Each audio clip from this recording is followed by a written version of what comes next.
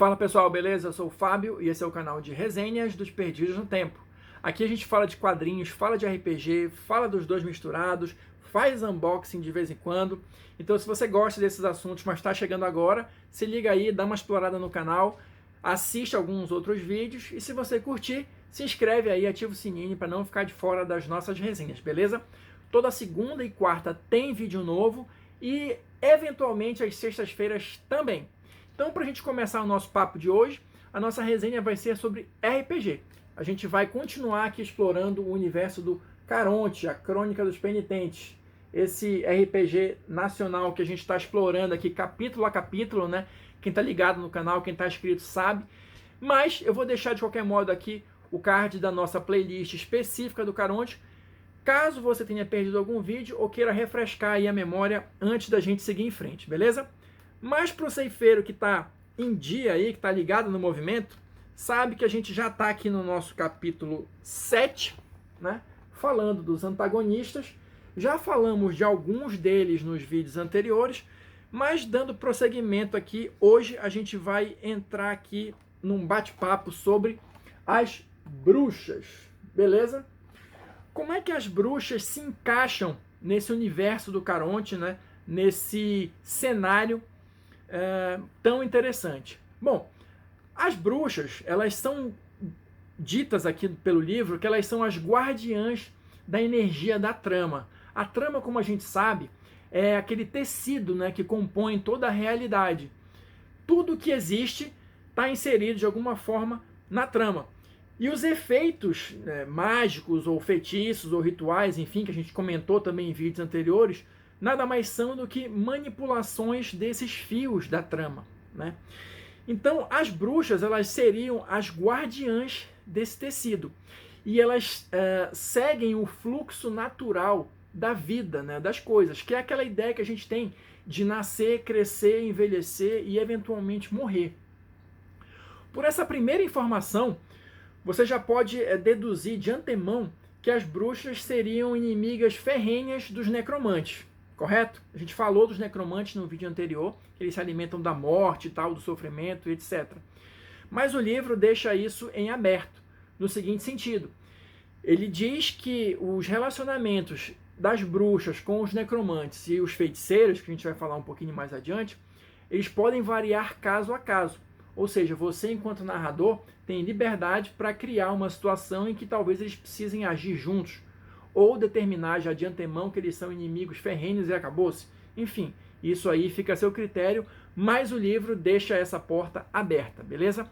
Da mesma forma, você pode imaginar já de antemão que as bruxas compreendem e valorizam o trabalho dos ceifeiros, já que a gente vem falando aqui também desde o início da série, que a missão dos ceifeiros é justamente auxiliar os recém-falecidos na transição, né, para uma morte pacífica ou para encontrar seja lá o que for que existe depois da morte.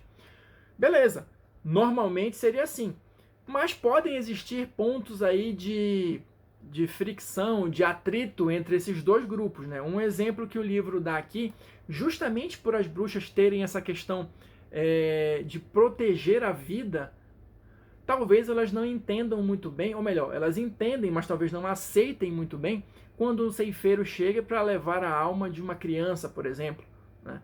Isso pode fazer parte do ciclo da vida, mas não quer dizer que as bruxas aceitem isso pacificamente numa determinada situação. Afinal de contas, elas são humanas, né? Então a gente tem qualidades, defeitos, enfim. Então todo esse caldo, nada é pré-estabelecido e nada é fixo. Eu acho que isso é o principal que o livro coloca aqui. Então você pode estabelecer esses relacionamentos de acordo com o que melhor servir para a sua história, beleza? Mas seguindo adiante, vamos lá. Então as bruxas são as guardiãs da trama, elas estudam e protegem a trama. E uma coisa que eu acho legal da gente falar aqui é que, segundo o livro conta, todas as mulheres, em essência, já são bruxas. Elas precisam apenas passar, né, pelos rituais, pelos treinamentos, né, pelas iniciações apropriadas para conseguirem compreender, né, o seu lugar e o dos outros na trama, nesse tecido da realidade. Mas é como se fosse uma característica inata de todas as mulheres a possibilidade de se tornarem bruxas, beleza? Outra coisa interessante que até está presente, eu acho que no nosso imaginário, né, popular, inconsciente coletivo sobre bruxas, é que elas podem passar adiante o seu dom, dando aquela ideia, que eu acho que isso sim a gente está mais acostumado a ver, de gerações de bruxas, né, famílias de bruxas, de mulheres bruxas, enfim. Então o livro trata isso dessa maneira. Elas podem passar adiante os seus dons quando elas dão à luz a uma nova vida, seja mulher ou seja homem, a gente vai comentar isso um pouquinho mais na frente, mas não necessariamente precisa ser só para um filho. Ela pode passar adiante os seus dons para qualquer criança. E aí ela perde completamente os poderes? Não. Apesar de que essa transferência ela é irreversível, tá? Sob qualquer aspecto, a bruxa que passa adiante os seus dons, ela fica muito enfraquecida, mas ela ainda é capaz de conseguir fazer alguns rituais e atingir alguns efeitos menores, assim, tá? Mas é como se fosse aquela sensação de aposentadoria. Já fiz o que eu tinha que fazer, já cumpri a minha missão no ciclo, aqui na trama e tal, e agora eu vou passar adiante. Eu acho que é mais ou menos assim, pelo menos foi assim que eu consegui fixar essa informação. Seguindo adiante, a gente vai falar aqui um pouquinho agora, olha, das 3 faces da bruxa, que também é uma coisa que vai nos lembrar de alguns conceitos clássicos, de algumas imagens clássicas que a gente tem na cabeça quando fala de bruxa. Ele vai falar aqui daquela divisão clássica, né, da tríade das bruxas. Não quer dizer que elas, ou melhor, elas sempre andam, né, em tríade, mas elas podem fazer parte de grupos maiores, sempre com múltiplos de 3, 6, 9, enfim. Né? A tríade é explicada aqui como sendo o número necessário de bruxas para conseguir controlar melhor os poderes delas. Porque assim, as bruxas, elas supostamente são aquelas que conseguem manipular melhor a trama. Ou seja, elas conseguem ter acesso a um nível de poder superior aos outros. Mas para que isso seja estabilizado e utilizado da melhor forma, é preciso que sejam 3. Tá? E aí a gente vai seguir também naquela imagem clássica da menina, da donzela e da anciã. Só que o livro deixa claro que no cenário de Caronte isso não tem nada a ver com a idade. Isso, na verdade, são funções que a bruxa vai desempenhar dentro da tríade. Tá?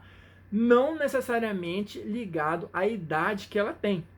Tá? É como se fosse o papel que ela vai desempenhar nessa função que eu estou colocando aqui, de conseguir acessar os poderes da trama e estabilizar numa forma compreensível, vamos deixar dessa maneira, entendeu? Então cada uma tem a sua função para que o negócio saia corretamente, tá? Então olha lá, na questão da menina, quais seriam as funções? O que está relacionado a essa função da menina?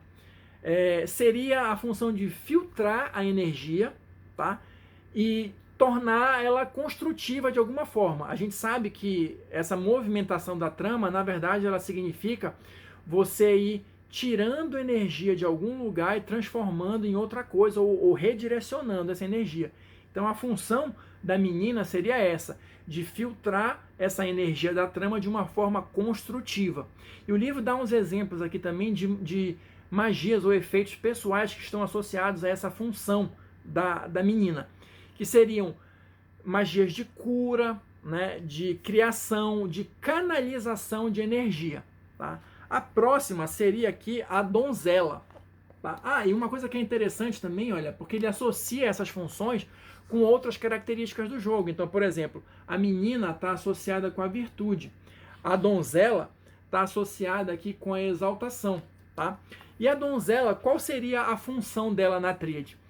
A donzela, na verdade, ela potencializa e equilibra essas energias. Então, a menina filtra e canaliza, e a donzela potencializa e equilibra. E num aspecto mais pessoal, as magias associadas a ela são aquelas que buscam, como é que se diz, diminuir os efeitos ou potencializar, os efeitos, tá? De uma magia. É tipo como se fosse aquele negócio tornar a magia mais poderosa, conseguir um efeito maior, mais grandioso, ou não, nesse caso aqui não precisa tudo isso. Vamos diminuir um pouquinho. Ela seria o ajuste fino, se é que eu posso falar assim, da magia, tá? E por fim, a gente vai ter a anciã, que está ligada aqui com a característica do pecado, tá? A anciã, na verdade, ela vai ser a responsável na tríade por condensar e maximizar o efeito. É realmente aquele blast, né? Aquela explosão do poder. Tanto que num nível pessoal, as magias associadas à anciã, geralmente elas vão tratar de destruição, tá? De devastação. Então, você pegando essas três funções e a mistura entre elas, você vai conseguir efeitos poderosos, né? Que talvez nenhum outro ser do jogo consiga, nenhum outro personagem aqui desse cenário vai conseguir. Na verdade, o que eu consigo perceber aqui dessa primeira leitura é que muita coisa aqui ela é deixada para o aspecto narrativo, de como é que você, qual é a sua visão em torno disso, tá? A gente não vai ter aqui muitas regras, a gente vai ter aqui no finalzinho uma fórmula, vamos dizer assim, para compor os efeitos mágicos, tá? Que você vai ter aqui uma tabelinha, né, que você vai ter que escolher algumas características aqui do feitiço para fazer ele funcionar em termos de sistema. Mas o que eu quero dizer é o seguinte, não vai ter aqui lista de magia, tá? Ele vai te dar aqui as regras, olha aqui nessa parte do entendendo a trama, ele vai te dar umas regras sobre o que é preciso para que a magia aconteça, para que ela funcione.